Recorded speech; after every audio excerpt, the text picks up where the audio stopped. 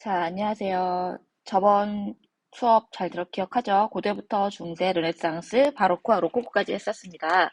바로크에는 굉장히 중요한 화가들이 있었고, 여러분이 비평할 수 있는 화가들이 있었다는 거, 역시나 르네상스도 3대 거장이 있었다는 거 기억하시죠? 로코코는 프랑스에서 이어졌다고 저번에 말을 했었어요. 그죠? 로코코 미술은 굉장히 장식, 향락, 사치 등의 미술, 건축, 양식 등 혹은 뭐 드레스나 하여튼 모든 게 귀족 중심이었다고 생각하면 돼요. 너무너무 사치스러운 이것들에 불만을 품은 서민 계급, 일반 시민 계급들이 들고 일어나게 되죠. 그게 18세기 프랑스 혁명입니다. 이탈리아는 계속해서 여러 가지로 바로크 양식이 계속해서 지속되고 있었고요. 이제 그 이탈리아에서 있었던 그 양식들이 나중에 프랑스로 넘어오게 됩니다. 프랑스로 넘어오는데 그만큼 프랑스가 어쨌든 세력, 힘이 좀 세졌다는 얘기라고 볼 수도 있겠죠. 로코코 미술로 시작되는 이 프랑스 미술은 18세기 프랑스 혁명으로 인해서 그리고 계몽주의, 이 당시에 프랑스 혁명이 발생하게 된 가장 큰 철학 사상이 계몽주의죠. 프랑스 혁명과 계몽주의로 인해서 로코코 양식을 중요하게 생각하고 즐겼던 귀족과 왕족이 다 처단되죠. 그리고 나서 시민 계급이 새롭게 등장을 하면서 기득권층이 약간 바뀐다고 볼 수 있는데 그러면서 등장한 양식들이 신고전주의와 낭만주의라고 볼 수 있습니다. 이렇게 생각하면 될 것 같아요. 18세기 이전까지는 귀족과 왕족, 물론 네덜란드라는 나라가 있었지만 귀족과 왕 혹은 교황, 종교의 중심에 있는 사람들의 미술이었다면, 기득권층의 미술이었다면 신고전주의, 낭만주의 때는 계몽주의 사상으로 인해서 마인드의 변화가 생겨요. 어떻게 변화가 생기냐? 그렇게 생각하면 되더라. 사람이 배운 게 많아지고 아는 게 많아지잖아. 그럼 요구하는 것도 많아지고 즐기고자 하는 양식도 많아지고 그만큼의 이념의 차이가 생겨요. 낭만주의와 신고전주의가 대표적인 18세기의 미술이라고 볼 수 있습니다. 요거의 그 가장 큰 차이는 둘 다 공통점은 감정을 중시한다는 거. 즉 개인의 마음, 그러니까 이제는 이전까지는 종교 아래 인간이었다면 이제는 종교가 내 밑바탕에 깔려 있고 대신 개인의 마음, 개인의 감정, 사람의 감정의 중심이 되기 시작해요. 즉 자기가 하고 싶은 대로 살자, 주관적인 마음이 좀 생기는 거죠. 근데 이 감정이 두 가지로 나뉘게 돼. 하나가 그래 너의 감정 이걸 있는 그대로 나타낼 수 있어야 돼. 근데 만약에 내가 뭐 성경을 읽었어. 성경을 읽었는데 너무 가슴이 아파. 그러면 그 아픈 모습을 그대로 그림 속에 나타낼 수 있어야 돼. 시사적인 이슈 사건이 굉장히 큰 사건이 있었어. 실제 사회에. 그 사건을 보고 충격받았네? 아, 나 이거 그림으로 그릴래. 그러면 예전에 바로크, 로코코나 르네상스 시대에는 어쨌든 기득권층이 좋아할 수 있게 아름답고 뭔가 좀, 뭐랄까, 약간 좀, 약간 교훈적이고 뭔가 그랬어야 된다면 낭만주의 때는 그런 게 필요 없어. 내가 감정적으로 굉장히 그 충격을 받았어. 그 사건으로 인해서. 그러면 그 감정이 그대로 그림에 드러나도 되는 거지. 뭔가 바뀌었는지 알겠어요? 그게 낭만주의. 낭만주의는 그래서 되게 격정적이기도 하고 감정이 그대로 드러나. 그런데 이거와 반대로 신고전주의라는 게 생겨. 얘들아 봐봐. 신고전이야 고전. 그럼 고전이잖아. 옛날로 돌아가자 이거야. 뭘로 돌아가? 어디로 돌아갈까 얘들아? 바로크 르네상스로 돌아갈까? 옛날로 돌아가자. 예전의 르네상스, 그리스 시대의 그런 정형적이고 이상적이고 아름다웠던 미술로 돌아가자가 신고전주의야. 즉 정형화된 법칙이 다시 드러나게 되는 거야. 바로크 로코코 때는 얘들아 배경 없어진 거 알지? 근데 르네상스 미술 보면 배경이 어때? 다 있잖아. 원근법이 있잖아. 그러니까 배경도 생기고 원근법도 생기는 거지. 바로크 때 선생님이 카라바조 미술 봤을 때 배경이 그냥 검정색이라고 그랬지? 어두웠다 그랬잖아. 배경의 이야기가 중요하지 않은 거지. 왜냐면 뭔가를 나타내야 되는 중요한 포인트만 딱 나오면 되니까. 연극적인 화면 구성이 바로크라고 했었잖아요. 근데 신고전주의는 이제 바로크의 그런 감정 소모, 이런 너무 사치스럽고 뭔가 연극적인 그런 화면 자체가 마음에 안 드는 거야. 그래서 아예 예전에 있었던 고전주의의 그런 근본적인 양식, 배경이 잘 묘사돼 있고 완벽한 원근법으로 이루어진 그거를 그대로 갖고 오자가 신고전주의야. 이거는 선생님이 둘 다 좋아하는 미술이기도 한데 신고전주의와 낭만주의 그림은 직접 보면 알 수 있어. 자, 선생님이 신고전주의 갖고 왔거든. 자, 봐봐 얘들아. 근데 역시나 바로크 때와 로코코 때와 같이 이전부터 지금까지 18세기까지도 아직까지는 성경에 있는 내용이 주교가 되긴 해요. 그리고 누군가의 초상화도 많이 그려지기도 해. 그런데 이제 개인의 감정에 조금 더 집중했다. 이 차이라고 볼 수 있어요. 자, 이거는 이거의 얘기를 들어보면 세 명이 이게 아빠야. 가운데 칼을 받고 있는 사람이 아빠고 세 명이 왼쪽에 있는 세 명이 아들들이야. 그리고 오른쪽에 굉장히 쓰러져서 울고 있는 슬퍼하는 사람들이 이 아내들. 전쟁에 나가기 전에 아빠가 그래 우리 아들 나갔다 와 라고 얘기를 하고 와이프들은 아들 세 명이 다 나가는 거잖아. 그러니까 엄마는 굉장히 속상하겠지. 와이프들도 죽으러 나가는 전쟁이거든 완전히. 굉장히 속상하겠지. 여자는 굉장히 나약하게 그려져 있고 남자는 굉장히 멋있고 웅장하게 그려져 있죠. 자, 이게 예전 고전주의 미술이야. 약간 그래서 약간 좀 남성주의 미술이라고 볼 수 있을까 싶기도 해. 자, 이것도 성경에 있는 내용. 성경이 아니라 그 실제 있는 내용인데 전쟁 있어요. 전쟁 때 여신들이 나와서 나라를 구하는 모습. 그리고 이것도 소크라테스가 죽기 전에 사약을 마시고 죽게 돼요. 근데 그 내용인데 마시고 죽기 전에도 제자들에게 연설을 해서 표현한다. 이렇게. 이게 다비드라는 사람의 작품이에요. 신고전주의 대표적인 사람이라고 하면 다비드거든. 이 다비드는 이전에 무너졌던 완벽한 외곽선, 윤곽선, 그리고 또렷한 화면, 그리고 배경까지 묘사되어 있는 모습, 깔끔한 화면 이렇게 그대로 나타나게 됩니다. 나폴레옹 대관식이라는 작품도 굉장히 유명한 나폴레옹을 그렸던 화가들. 자, 대관식 이거 작품은 되게 멋있거든 얘들아. 나중에 나폴레옹 이거 대관식 이거는 한번 보러 갔으면 좋겠어. 자, 황제의 대관식 나폴레옹이 교황은 뒤에 앉아 있는데 나폴레옹이 직접 왕관을 자기 조세핀에게 씌워주려고 하는 모습이죠. 자기 왕이 나 이만큼 강해졌다라는 걸 보여주는 거고 그거를 다비드가 그대로 그렸다는 얘기는 결국 뭐겠니? 나 잘났어야겠지. 여기에도 다비드의 자화상이 들어있습니다. 잘 찾아보세요. 자, 이거 그리고 다비드와 동시에 앵그르라는 사람이 있어요. 자, 너무너무 예쁜 그림을 그렸던 사람. 다비드하고 앵그르는 신고전주의 대표적인 사람인데 다비드는 약간 역사적인 사건에 중심을 뒀다면 앵그르는 귀족 부인, 왕족의 초상화를 굉장히 예쁘게 그렸습니다. 혹시나 느끼는 사람이 있겠지만 바로크 시대 카라바조나 이런 사람들의 그림과는 달라요. 굉장히 스티커 사진 같은 느낌 들지 않아요?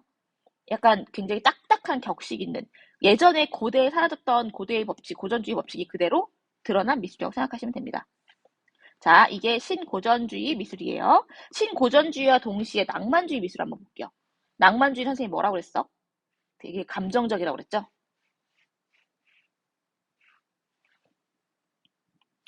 자, 뭐가 달라 이렇게 볼 수도 있겠는데 봐봐. 이게 메두사호의 뗏목이라는 작품인데 낭만주의 하면 대표적으로 나오는 작품 중에 하나입니다. 자, 잘 안 보일 수는 있겠다 얘들아. 근데 이게 실제 있었던 일이야. 배가 전복이 됐어. 많은 사람을 싣고 가던 배가 전복이 됐는데 그게 굉장히 오랫동안 표류를 했단 말이지. 바다 위를. 얼마나 많은 사람이 죽었겠어. 그지? 이 많은 사람들이 배 위에서 죽은 사람의 시체를 먹기도 하고 그리고 서로의 소변을 받아 먹기도 하고 서로를 그러니까 죽이라는 단계 서로 이렇게 죽였다는 얘기도 있는데 그건 사실이 아니라 선생님이 뭐라고 말을 못 하겠고 어 어쨌든 오랫동안 살아남아야 하니 얼마나 처절한 삶이었겠어. 그지? 이거는 너희들이 한번 비평할 수 있을 만한 내용인데, 보면, 여기 죽어있는 시체들 보이죠? 사람들. 그리고 보면, 어디 손도 잘려있고 막 그래. 근데 이전에 이런 그림을 못 그렸어. 죽어있는 시체가 어떻게 미술 속에 등장을 했겠어. 그런데, 이거를 그림으로 그렸어. 그래서 여기 슬퍼하는 아버지의 모습, 죽은 아이들의 시체를 끌고 앉아있는 아버지의 모습, 그리고 굉장히 격정적으로, 나 좀 살려주세요라는 게 보여지지. 근데 이게 신고전주의라고, 낭만주의와 신고전주의가 어쨌든 감정적인 표현은 다르지만 전적으로 형식이나 이런 게 약간 비슷한 느낌은 들 거예요. 이게 들라크루아라는 사람이고요. 제리코라는 사람이고요. 그리고 또 하나 유명한 것이 이렇게 이것도 전쟁에 나가는 여신인데 가슴을 드러내고 날 따르라 하고 있죠. 그죠? 사람의 감정이 그대로 죽어 있는 시체나 사람들의 모양, 얼굴들 이런 게 굉장히 현실적으로 잘 반영되어 있죠. 낭만주의 미술은 약간 좀 향락적이기도 해. 그래서 이렇게 실제 이것도 있는 내용인데 다 죽어있는 사람들 그리고 굉장히 잔인하기도 하고 낭만주의 미술은 여러분이 한번 찾아볼 만합니다. 재밌어요. 그리고 곡선이 좀 많다는 느낌이 들죠? 자, 그래서 정리 한번 해볼게요. 신고전주의의 낭만주의의 대표적인 사람은 제리코 들라크루아 그리고 신고전주의는 다비드 자크로이 다비드라는 사람이고 앵그르. 자, 이렇게 해서 이 사람들은 이야기마다 다 그림마다 다 스토리가 있기 때문에 여러분이 한번 비평하기에 굉장히 재밌는 작품들이 많을 거예요. 한번 찾아보세요. 자, 이제 인상주의로 넘어가겠습니다. 오늘 인상주의까지 할 건데요. 인상주의는 좀 할 게 많아서 따로 정리해 보도록 할게요. 자, 인상주의는 19세기부터 20세기를 거의 전반적으로 모든 거를 이 시대에 이 인상주의만이었다라고 할 정도로 거의 인상주의로 끝났던 시대라고 볼 수 있어요. 근데 이 인상주의는 인상주의, 신인상주의, 후기 인상주의라고 나뉘어요. 그만큼 이게 인기가 많았다는 얘기거든. 이건 거의 동시대에 일어났던 일이고요. 이 세 가지 인상주의는 똑같은 인상이지만 앞에 있는 글자만으로 좀 차이가 난다는 거. 자, 모든 건 인상주의로 시작됩니다. 인상주의는 대표적인 사람이 모네, 마네, 르누아르, 드가. 대표적이지만 여기서 가장 중요한 것이 모네라는 사람입니다. 모네라는 말, 이 사람의 작품 해돋이, 인상이라는 작품 때문에 인상주의라는 말이 등장하게 됐어요. 자, 여기서 포인트는 인상주의는 빛을 그리려고 했어. 자, 우리가 사람의 얼굴은 무슨 색이니? 살구색으로 그리지. 사람을 그린다고 했었을 때 사람의 얼굴을 그대로 살구색으로 칠해버리잖아. 그죠? 그런데 이 사람의 얼굴이 만약에 예를 들어서 사람이 깜깜한 조명 아래 있어. 깜깜한 조명. 그러니까 밤이야. 바닥이 다 까매. 바닥이 까매. 근데 여기 위에 전등이 하나 있네? 노란색 백열등이 하나 있어. 그러면 백열등이 있을 때 사람의 얼굴이 이쪽은 약간 노란색으로 비춰질 수도 있겠고 그리고 나머지 부분은 약간 보라색으로 비춰질 수도 있겠고 그리고 또 다른 부분은 검정색으로 보여질 수도 있겠지. 그지? 즉 얼굴이 빛에 따라서 요 빛에 따라서 시시각각 변하잖아. 다양하게 변하잖아. 그지? 빛에 의해서 색깔이 달라진단 말이지. 이거에 대해서 여태까지는 알지만 모른 척을 했었을 거야. 왜냐? 사람의 얼굴은 살구색이니까. 어둡다면 그냥 어두움을 그림자 어두운 색, 검정색으로 표현해주면 되지. 이렇게 표현할 생각을 못했어. 그런데 인상주의는 왜 사람의 얼굴, 빛에 따라서 이렇게 시시각각 변하는 색을 그리지 못하냐. 우리는 빛에 따라서 변하는 색을 그리겠다라고 해서 빛의 화가라고들 해. 그런데 생각해봐라. 인상주의가 얘들아 왜 등장했겠니? 모든 거는 그래. 그림으로 그려질 필요가 없으면 새로운 게 등장하게 되는 거다. 봐봐. 이 당시 19세기잖아. 19세기는 뭐야? 산업혁명이 있었어. 산업혁명이 있어서 과학기술이 엄청나게 발전을 했지. 빛을 그릴 수, 그만큼 많은 물감의 색을 만들 수 있다는 거는 광학의 발전이기도 했고, 어쨌든 아크릴 물감이 발명됐다는 거. 그리고, 여러 가지, 막 사건들도 많고, 과학적인 것도 많고, 그 당시에 과학에 대한 탐구도 굉장히 많았어. 가장 근데 중요한 게, 얘들아, 미술가가 더 이상 할 일이 없어진 계기가 돼. 어떤 것 때문에, 어떤 기계 때문에? 사진기가 등장하게 되거든. 그러니까 예전처럼 얼굴을 그려줄 때 사진기가 충분히 똑같이 그릴 수가 있잖아. 사진기가 담아내자. 내가 그림으로 똑같이 안 그려도 내가 보여지는 것들을 사진이 그대로 찍어내서 담아내잖아. 그러니까 더 이상 미술가들이 초상화를 그려야 되는 일이 사라진 거야. 그럼 어떡해? 화가들은 자기의 역할이 이제는 더 이상 그런 사진기의 역할을 할 수가 없다라고 생각해서 사진기가 못 담는 빛을 담기 시작했던 거야. 이해가니? 자, 그런데 이 인상주의를 시작으로 신인상주의와 후기 인상주의 두 개가 또 생기게 되는데 동시다라고 얘기했죠. 그런데 신인상주의는 좀 더 과하게 접근을 하고 후기 인상주의는 좀 더 감정에 접근을 해. 자, 신인상주의는 과하게 접근했다고 하지 시시각각 달라지는 빛을 가장 잘 나타낼 수 있는 게 점이라고 생각했어. 점으로 쩍쩍쩍쩍 찍는 거. 이거를 점묘화라고 하거든. 이거를 신인상주의가 처음 창안을 했고 과학적인 점으로 이루어지는 병치 효과를 관심이 있기 때문에 병치 효과를 나타내기 위한 기법 탐구가 많아서 그림이 굉장히 딱딱해져. 나중에 보여지겠지만 점으로만 그림을 그리게 되면 그림이 어떻게 되겠어? 외곽선이 엄청나게 딱딱해질 수밖에 없잖아. 그지?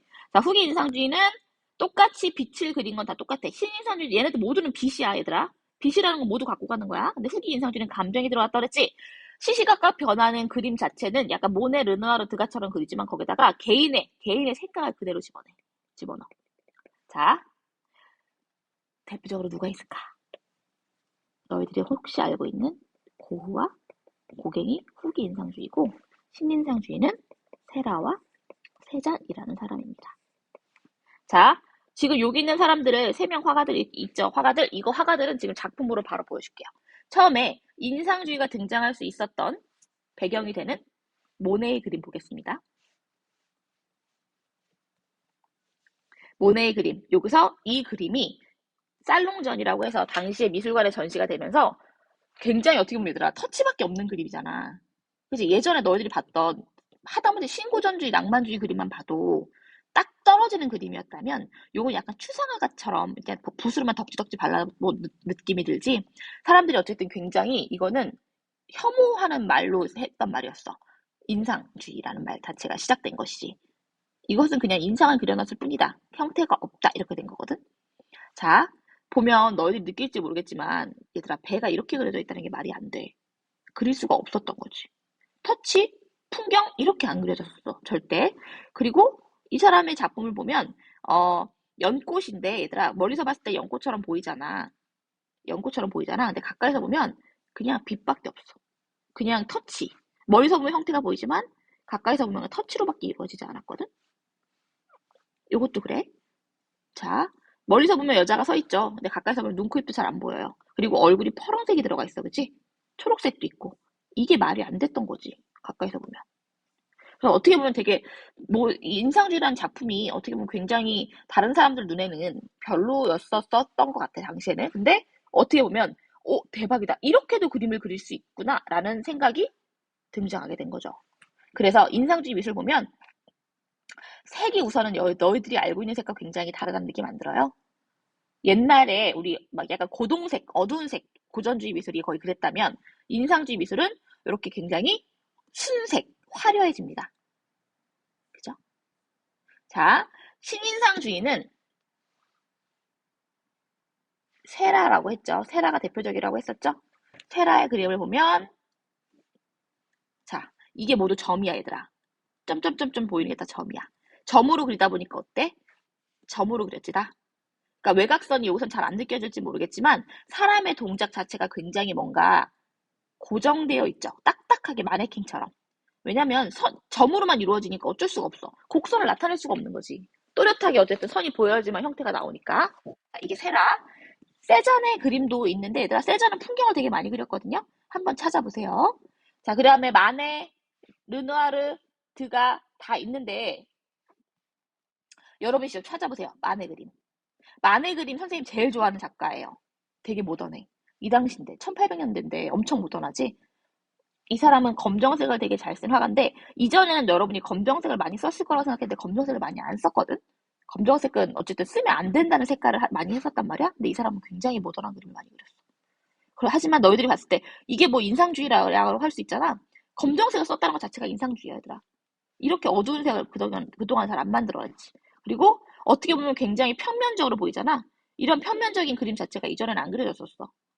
되게 굉장히 완벽한 법칙에 의해서 그림을 그렸는데 이제 마느 같은 사람, 인상주의 화가들은 눈에 보이는 그대로를 그냥 그대로 색감을 표현했다는 얘기죠.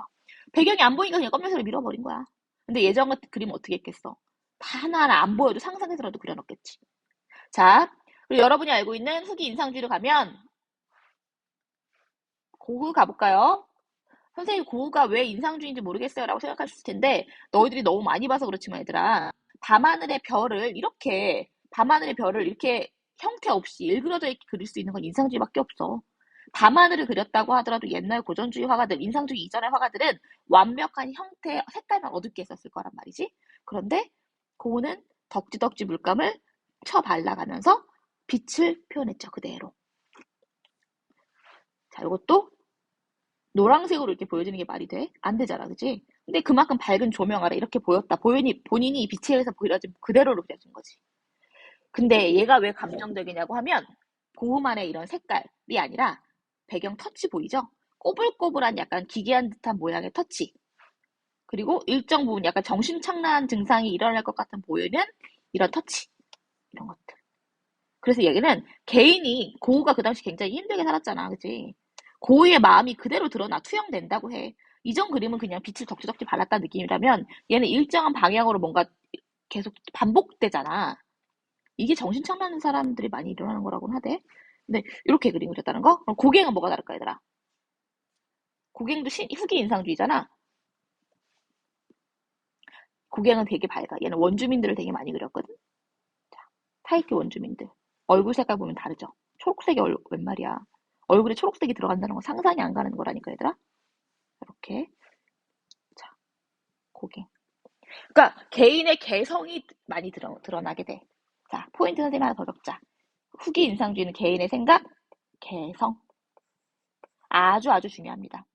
이전에도 개성이 있었지만 인상주의 얘는 약간 풍경화에 취형되어 있고 눈에 보여지는 그대로 그렸다고 생각하고 신인상주의는 약간 과하게 집중해서 개인의 개성이 없는데 후기 인상주의는 이 모든 걸 갖고 와서 개성까지 넣은 거지. 그럼 나중에 얘들아 결국은 이게 누구한테 영향을 줬겠니? 이 인상주의가 그대로 모더니즘의 기반이 돼. 개성이라는 말 때문에. 이전에는 화가의 개성 자체가 없었어, 거의. 있었다고 하더라도 몰래 드러내는 정도였다면, 이제는 보이는 개성이 등장하는 현대 미술의, 20세기 미술의 시작이 되고, 예전에 인상주의가 프랑스라는 지역에 한정돼 있다면, 산업혁명으로 발달하고 증기기관차가 발달하면서 교통이 발달하면서 이 양식이 전 세계로 펴져나가게 됩니다. 어디까지? 우리나라까지 오게 돼요. 우리나라도 인상주의의 기법을 영향받은 화가들이 있습니다. 자, 다음 시간에는 모더니즘 미술 할 거고요. 20세기 모더니즘은 1950년대를 기반으로 전과 후로 나눠지게 됩니다. 자, 여기까지 하겠습니다. 그림 꼭 찾아보세요.